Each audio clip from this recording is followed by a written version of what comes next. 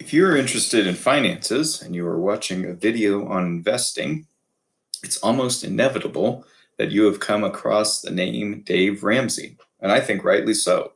Dave Ramsey's books and content about finances, debt, investing, and his baby steps are, I think, should be essential reading among anybody who studies finances.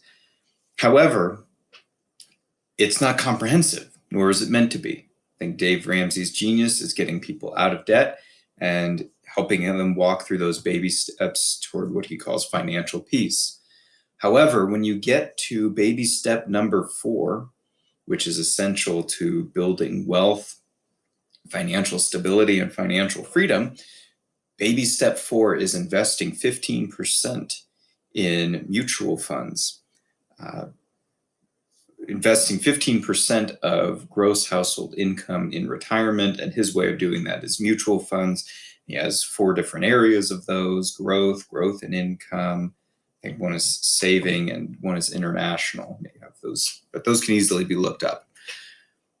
There's a great video of Dave Ramsey talking about the potential of building wealth and growth in compound interest, that the earlier you invest and consistently allow that money to grow on itself and reinvest on itself through compound interest can make the difference in literally hundreds of thousands of dollars over time. And he's absolutely right. Many young people and older people, everything in between, are convinced when they hear this, they are convinced, yes, that is true. But they're often stuck at a certain point. Imagine a 20-year-old, imagine a 17-year-old, no debt, some money to invest, some potential, and they're told by Dave Ramsey, and he invites the audience to tell them, do it. And we're all like, yes, that's great. However, we're stuck because there's this question of how. Where do I start? I don't know anything about investing. I don't know anything about mutual funds. I don't even know what a mutual fund is. How do I start with that? I'll explain more of this on other videos. But a mutual fund, why Dave Ramsey suggests investing in that rather than single stocks, is because a mutual fund is a fund that gathers together several stocks into one and allows you to invest in a collective of several stocks. Now, they tend to be a lot more stable because they don't just depend on having one company. So if you invest in McDonald's does show growth over time, definitely. But the thing is, those shares of stock in a big company like McDonald's are usually pretty expensive, and number 2, they're a lot more prone to the ups and downs in the stock market. Now, when I'm talking about investing, I'm talking about long-term investing, where the shortest term of an investment is at least 5 years.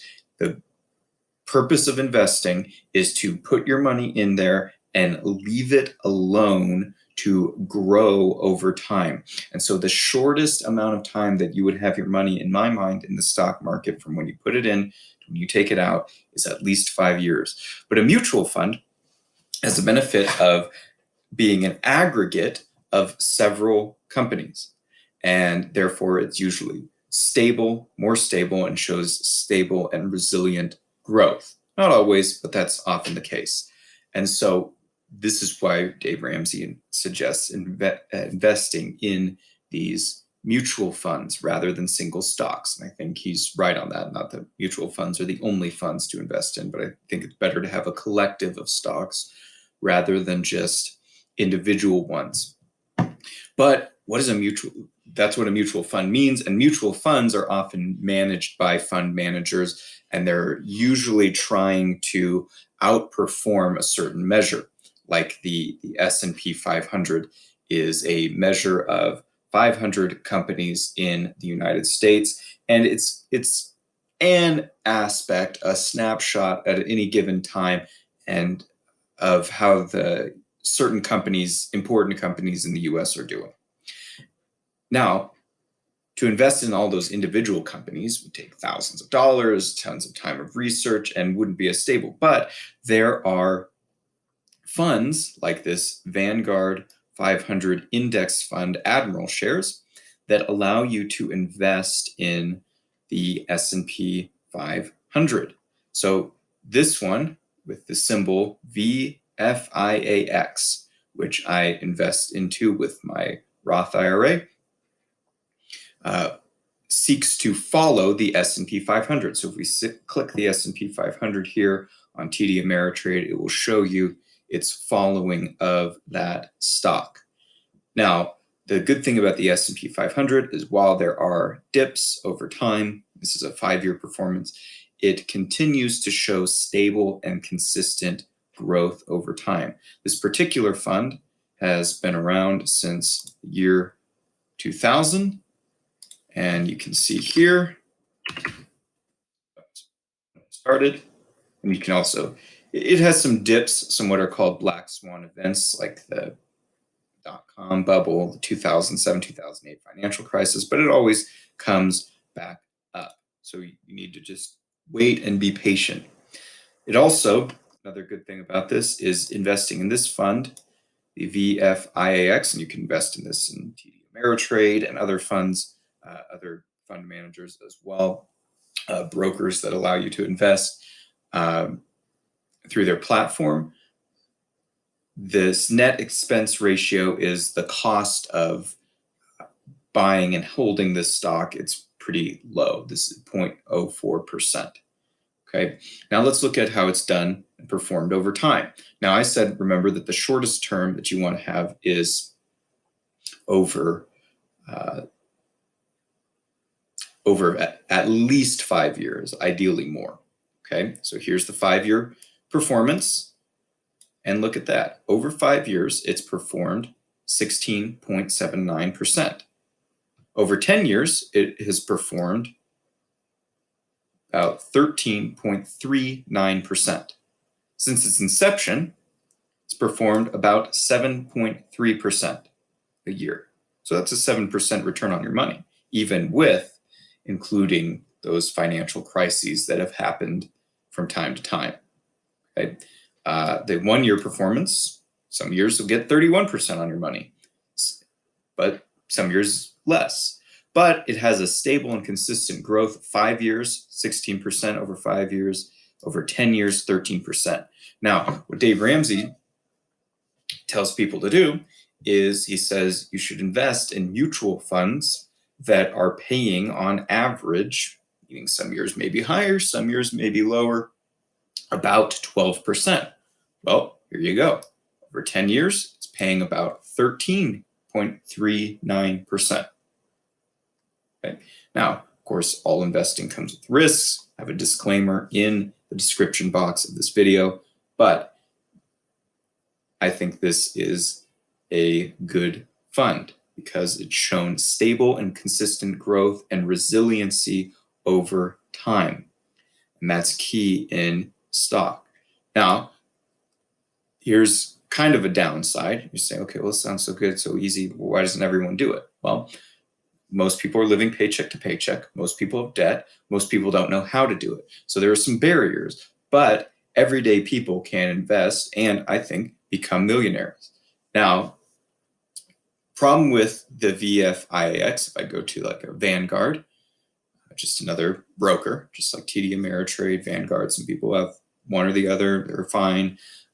Some people have multiple accounts, that's fine as well. Has an initial investment of $3,000. So you need to start out with at least $3,000. That's a lot of cash at once. But there is an ETF version of this available as an ETF starting at the price of 1 share. An ETF is an exchange traded fund, which is kind of like a mutual fund, except that it has some more flexibility in when you can sell it. Rather than at the end of the day, you can buy and sell and it goes immediately. And usually you can purchase like as a price per share rather than having to do the $3,000 initial investment. By the way, if and when you do invest in VFIAX, And yet that $3,000, you don't have to invest $3,000 every time you invest. It's just the initial investment. But that may be a barrier to entry to some people. But the ETF version is VOO, this Vanguard S&P 500 ETF, VOO. Okay, so that's the ETF version of this. It actually has an even lower net expense ratio, meaning how much you'd be paying to have this managed when you take your money out. And still, here it's making this same return. It follows the same measure. And so everything that I said about VFIAX is true about this as well. This is just the ETF version of this. And here is the product summary, that it invests in stocks in the S&P 500 index, representing 500 of the largest U.S. companies. So you're putting your money in 500 large U.S. companies that have shown growth, resiliency over time, and you're not just dependent on one of those. Goal is to closely track the index's return, which is considered the gauge of the overall U.S. stocks, offers high potential for investment growth, share value rises, and falls more sharply than that of funds holding bonds. So there is some volatility there, but if you're waiting at least 5 years, you usually have less. And then more appropriate for long-term goals, where your money's growth is essential. Now, you don't want to get into investing for short-term and get rich quick. No one can time the market. In fact, those who try to time the market and have expertise and degrees in these things usually don't do as well as funds that just try to match the performance of something like the S&P 500 or the overall stock market. Usually those who put their money in those less exciting funds usually find that is better for them overall than putting their money in managed funds. So this is a good place potentially to start. Of course, do your own research. Any and all investment decisions come with risk and are the responsibility of those who undertake them. But this is a fund to look at and pay some attention to, and potentially be a place for beginners, intermediate, and experts to place their money when investing for long-term growth.